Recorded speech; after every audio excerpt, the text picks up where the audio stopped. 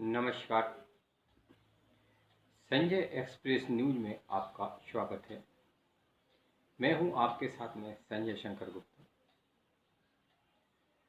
जम्मू कश्मीर और हरियाणा में इन दिनों विधानसभा चुनाव का प्रचार प्रसार चल रहा है।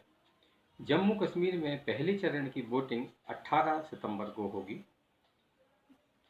जम्मू कश्मीर में करीबन 10 साल के बाद में विधानसभा चुनाव हो रहे हैं। इस चुनाव पर देश और दुनिया भर की निगाह लगी हुई है।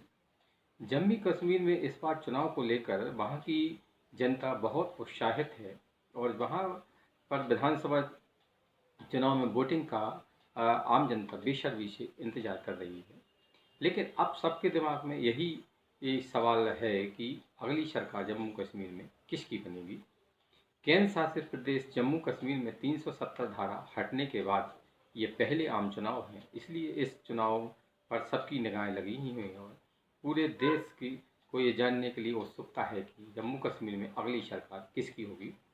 जम्मू कश्मीर में 3 प्रमुख गठबंधन चुनाव लड़ रहे हैं। इनमें एनसीपी कांग्रेस और आपकी पीडीपी और भारतीय जनता पार्टी।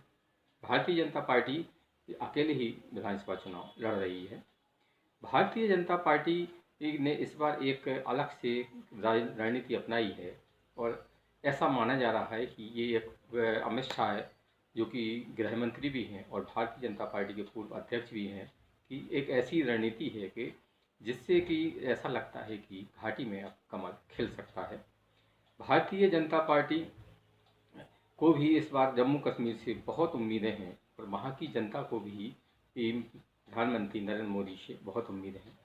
जो ग्राउंड रिपोर्ट आ रही है उसमें वहाँ की जनता 370 हटने के बाद में बहुत उत्साहित दिख रही है और उनको लगता है कि यहाँ पर डेवलपमेंट का बहुत सारा काम हुआ है और बहुत सारे काम चल रहे हैं। टूरिज्म भी बढ़ा है। ऐसे में आप जो मीडिया में रिपोर्ट आ रही हैं या जो ग्राउंड रिपोर्ट की रिपोर्ट आ रही हैं ग्राउंड जीरो की, उसमें मोदी के प्रति लोगों का एक पॉजिटिव रिस्पॉन्स दिखाई देता है।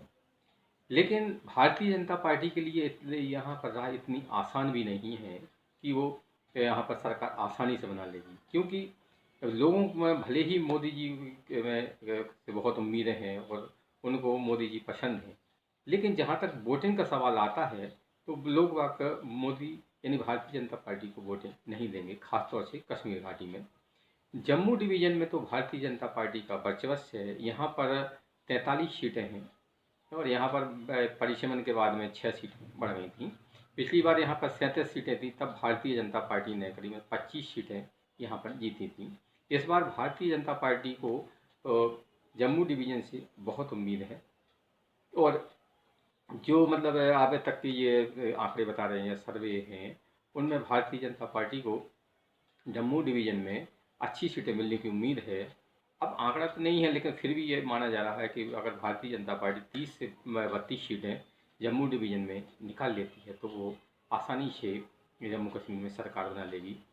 घाटी में भारतीय जनता पार्टी यानी भाजपा ने एक विशेष रणनीति अपनाई है। यहाँ पर 47 सीटों में से भारतीय जनता पार्टी 28 सीटों पर चुनाव नहीं लड़ रही है।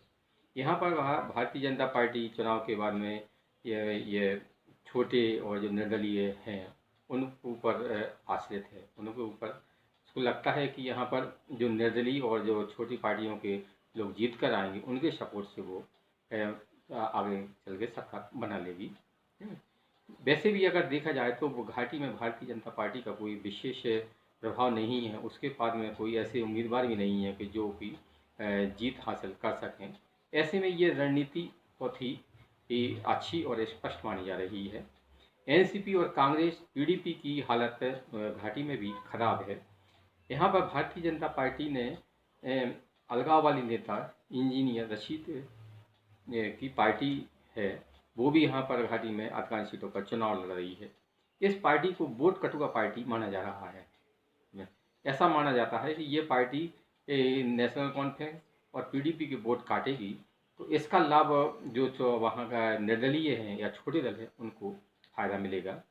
वैसे भी अनंतनाग में पूर्व मुख्यमंत्री उमर अब्दुल्ला करारी हार के बाद में ज़्यादा आसान बात नहीं है और उनको भी लगता है कि शायद इस बार घाटी में उनको पिछली बार जैसा समर्थन ना मिले। और पीडीपी की हालत तो पहले से भी खराब है, उसके नेता एक एक करके पार्टी छोड़कर जा रहे हैं। ऐसे में घाटी में कमल खिलने की उम्मीद ज़्यादा बढ़ गई है और अ, देश में मतलब आज़ादी होने के बाद में पहली बार भारतीय जनता पार्टी जम्मू कश्मीर में सरकार बना सकती है और जम्मू कश्मीर में कमल खिल सकता है।